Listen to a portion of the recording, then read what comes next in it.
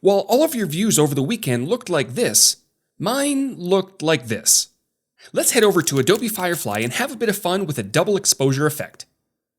Sure, I could prompt a photo of the northern lights over mountains with a lake in the foreground, or even a puppy in a field of flowers. But I want to get a bit fancier with this.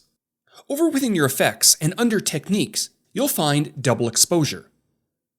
But generating with no extra steps likely won't give you what you're looking for. So we need to make two key changes. First, we need to set the content type to art.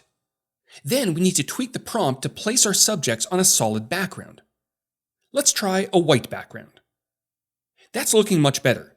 Since we previously prompted flowers in the foreground, it's bringing some of those outside the double exposure effect, which is kind of fun actually. But if you wanted it all contained, you can simplify the prompt to focus on mixing the various elements. Once your subject is looking the way you want it, you can then experiment with the visual intensity. A low value will keep your outputs on the more simple side, while higher values may get a bit more creative, especially if you chose to keep some of your elements in the foreground. And that's how you can generate double exposures using Adobe Firefly.